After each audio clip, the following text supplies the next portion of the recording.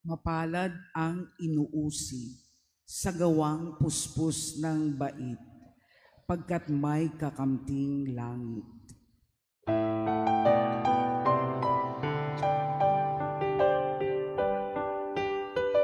Alleluia, alleluia, alleluia. Alleluia, alleluia, alleluia. Alleluia, alleluia.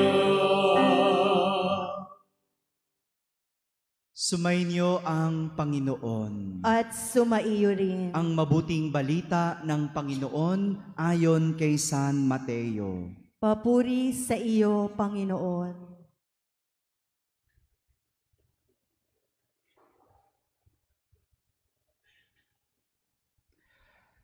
Noong panahong iyon, nang makarating kay Herodes na tetrarka ang balita tungkol kay Jesus, sinabi niya sa kanyang mga lingkod, siya ay si Juan Bautista na muling nabuhay, kaya siya nakahagawa ng mga himala.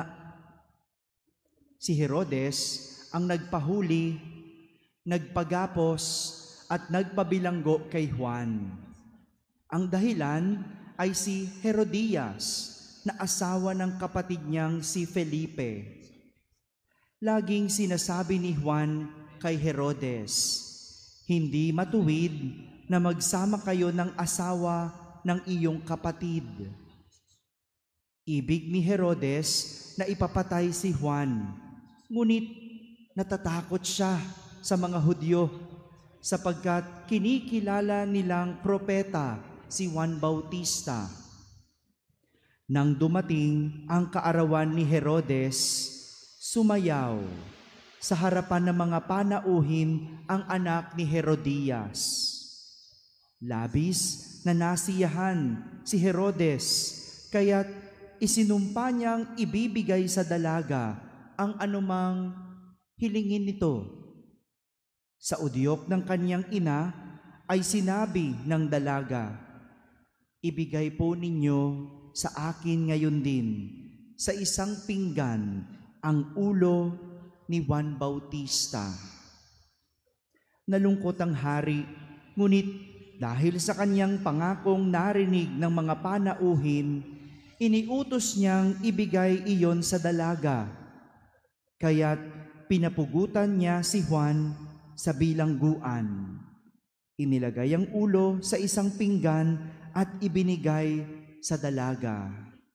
Dinala naman ito ng dalaga sa kanyang ina. Dumating ang mga alagad ni Juan, kinuha ang kanyang bangkay at inilibing. Pagkatapos, ibinalita nila ito kay Jesus. Mga kapatid, ang mabuting balita ng Panginoon. Pinupuri ka namin, Panginoong Hesukristo. Magandang umaga po sa inyong lahat. Isang pagpapatuloy ng kwento kahapon ang ating narinig mula sa unang pagbasa natin para sa araw na ito.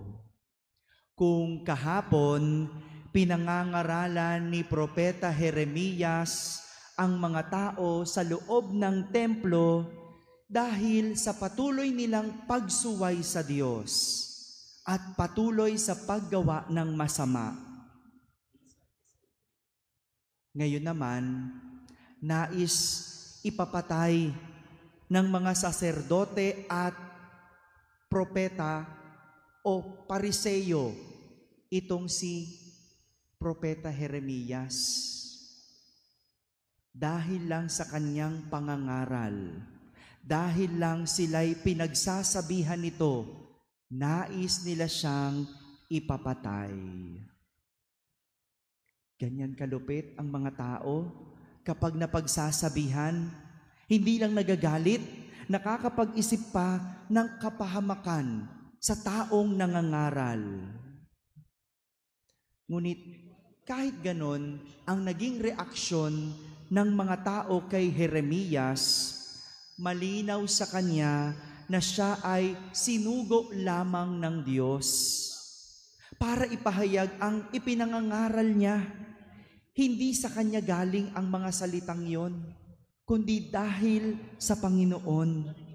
Kaya kahit ano paman na naig kay Jeremias ang takot sa Diyos, kaysa kung sinong mga taong naghahangad na siya ay mapatay.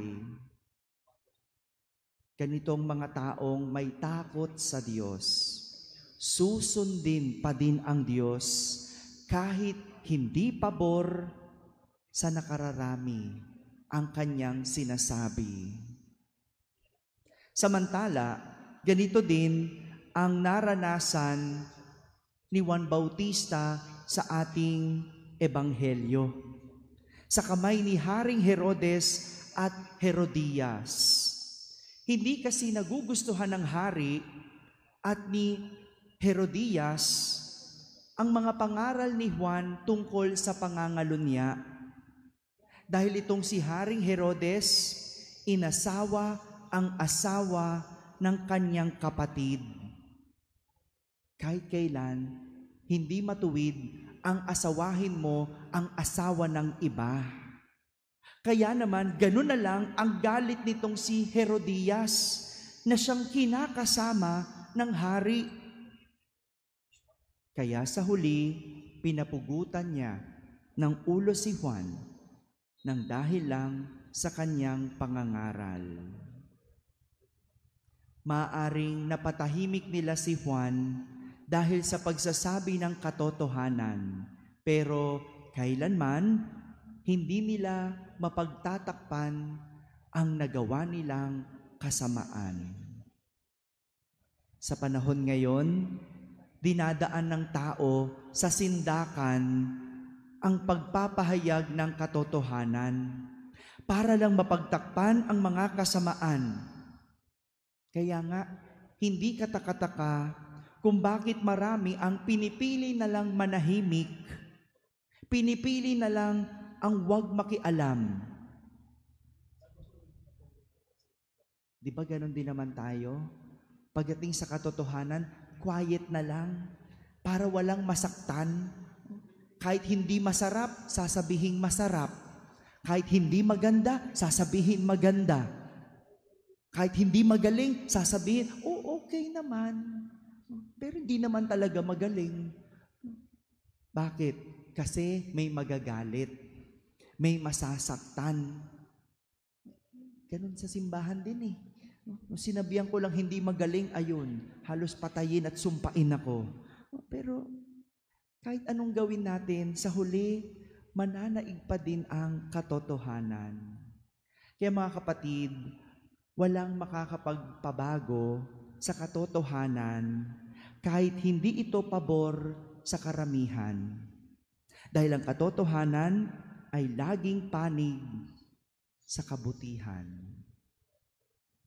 Amen.